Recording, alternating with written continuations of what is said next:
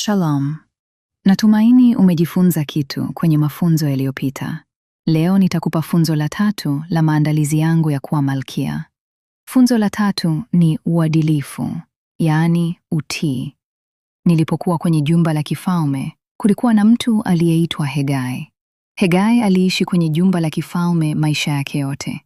Alijua kile kinachompendeza mfalme, yaani alijua kila kitu kuhusu mfalme. Na mimi nilichagua kumsikiliza na kutii alichonifunza. Sikulazimisha njia yangu mwenyewe. Nilimruhusu aniongoze. Na kwa sababu hiyo, nilipata kibali machoni pa kila jambo. Na hii ndiyo iliyonipelekea mimi kupata kibali kwa mfalme pia. Kwa sababu kila nilichofanya mfalme alikipenda. Si umejua kwa nini? Ni kwa sababu nilifundishwa kila kitu na mtu anayemjua zaidi. Sasa elewa hili. Hegai ni kama Roho Mtakatifu kwa maisha yetu ya sasa. Nataka ujifunze kuhusu Roho Mtakatifu kupitia mfano wa Hegai. Roho Mtakatifu anaujua moyo wa Mungu. Anajua kile kinachompendeza Mungu.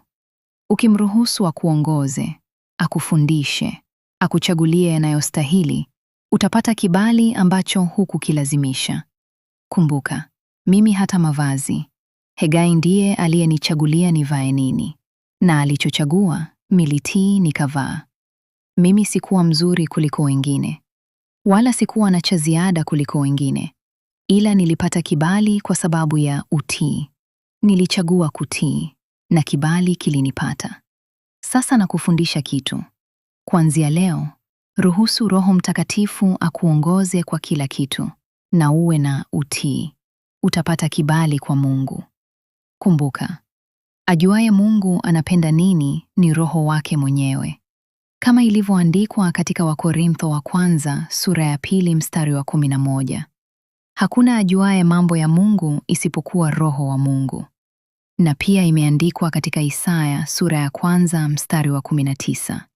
Kama mkikubali na kutii, mtakula mema ya nchi.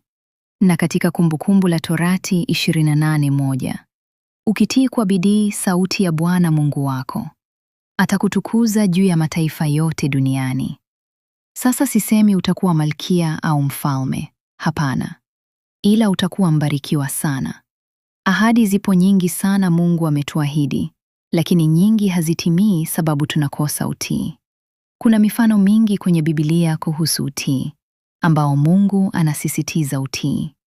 Hebu leo kaa chini umuulize Roho Mtakatifu. Ni maeneo gani umepungua kwenye kutii na ruhusu akubadilishe? Tumeongea kwenye funzo la 2 kuwa ni lazima ukubali Mungu akuprune ili uzae zaidi. Na hapo ndio utii unapimwa. Je, ukiona process inakuwa ngumu, utaacha kutii? Kutii ni kufanya cha Mungu kwanza, hata kama unajua sicho ambacho moyo wako unataka. Tumesema, Roho Mtakatifu ndiye anajua yote. Hivyo hata kama hatuelewi, tujitahidi kutii, na mwisho tutakula matunda ya kutii kwetu. Tumeona kwa stori yangu. Nilitii pamoja na kwamba sikujua kama naweza kuchaguliwa kuwa malkia. Ila nilitii, nilikuwa mwadilifu. Na mwisho kibali kilinifuata. Kumbuka, Mungu hakulazimishi kutii, lakini amesema wazi, ukitii, utakula mema ya nchi. Kwenye Isaya 1:19. Mungu akubariki sana unapoendelea kufellowship na Roho Mtakatifu.